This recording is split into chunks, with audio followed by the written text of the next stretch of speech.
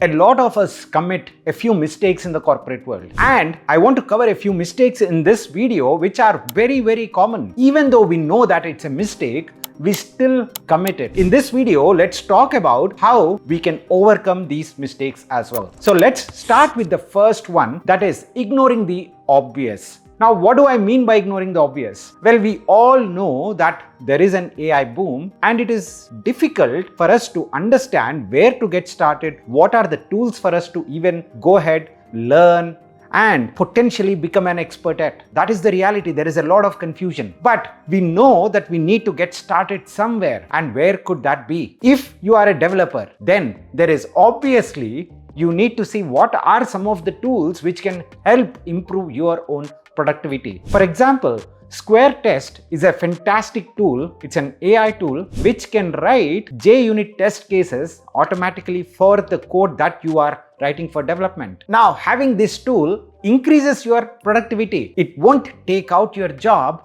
but it would help somebody become more efficient, and those guys can take out your job. So it is all about competing with the folks who know these tools. So please do not ignore such adjacent tools to your own area which can help improve your own productivity. This is a good starting point for where you start your AI journey. And if you are serious about getting into data science and AI, do check out Odin School's instructor-led live 6-month bootcamp. In this bootcamp, you will learn from the basics of data science to the advanced AI topics under the expert guidance of industry mentors. This is not just about theoretical learning, but you will actually do 10+ industry projects. If you go through the success stories, you will realize that a lot of folks used this bootcamp experience to launch their career in data science or even transition into data science. Once you complete this 6-month program, you will be eligible to apply for their 500+ hiring partners. The placement support will continue for 2 years, where you will be having a lot of mock interview sessions, behavioral sessions, and so on. Go ahead and apply for the program using the link in the description box. The bootcamp is priced at 75,000 rupees, but there are EMI options and also early bird offers going on right now. Now, coming back into the video, the second obvious mistake that a lot of us commit is with respect to taking everything to heart. Well, let me make it very clear that, guys, nobody really cares about us in the corporate world. If you want to leave your job, go ahead, leave by all means. If you are an important resource, then probably they would offer you more salary. That's it. There is no two ways around it. And most of the times, we are just a cog in the wheel. So do not take yourself too seriously, and don't let stress yourself out because of a bad day, and don't take these things to heart. Eventually, we will have both good days and also bad days at work. Now, it's up to us to keep moving forward. Now, it's very easy to say this, but how? How can you not take things to heart? In my experience, what worked very well for me is not taking even good things too seriously. Only in that scenario, I was able to not be very much affected by a bad thing that is happening in the career. And this is how you can potentially balance it out. If you know any other ways in which you can stop taking things to your heart,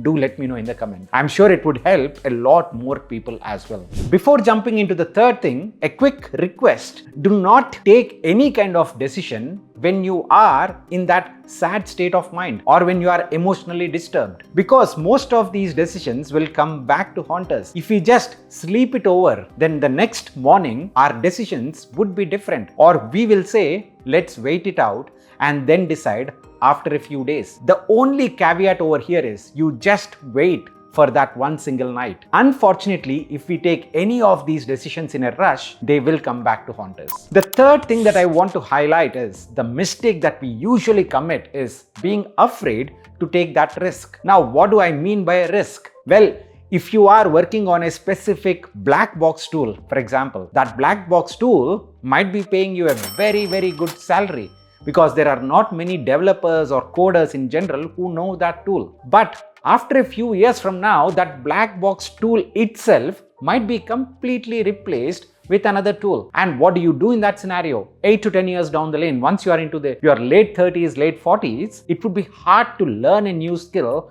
and then jump into a new job. You would be fighting with the freshers. The best case scenario over here is you anticipate these things right from day one. If you are working on a tool which is a black box, probably learn something at the same time, a programming language, an open source programming language. And after learning that open source programming language, don't be comfortable. Again, move into something else, probably learning a content management system, and then continue your journey. These things will keep changing. So do you. And this happens only if you are curious and you are okay being uncomfortable and facing a potential failure. These failures might be at work or in an interview. As I already mentioned, don't take anything personally, and then you won't mind any of these failures and you'll continue to move forward. And that is the only way for you to sustain in the corporate world. The fourth mistake that a lot of us commit is focusing too much on our technical capabilities and not prioritizing any other thing. Well, we jump into our call, we solve the stories that are assigned to us and we keep moving forward. That's it. But as we continue to grow over the next 10 years, one of the mistakes that you should not commit is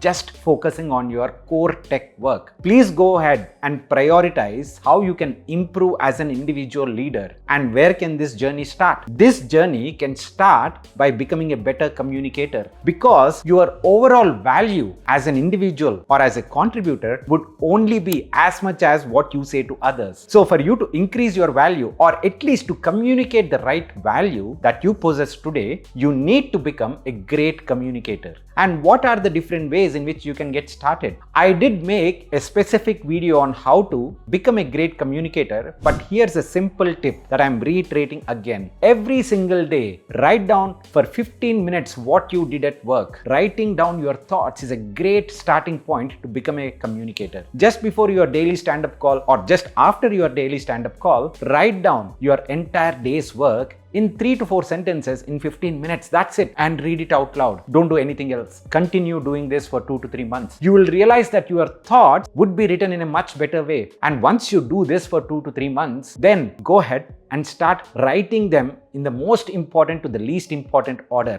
And once you start writing it, you will become a better communicator, because communication is all about telling the most important things first and ignoring the least important things. And as you grow in your career, it becomes important for you to show her what is your value that you are adding to the team. The fifth mistake that you should not commit is ignoring that network building aspect. Well, network building is important. We do have our chai break buddies, but I'm talking about developing a meaningful network which goes beyond the breaks, probably sitting together and ideating on something. You will never ever create a company or do something extraordinary by yourself, ever. That can never happen. Trust me, I have been there, done that, and I tried to do things by myself and it never worked out for me. But things work out immediately when you have a great partner with you. And to have that great partner, you need to keep trying out with different folks and you need to ideate on some problems with them. And only then you realize which is that best network for you. And again, what is the great way to start? Please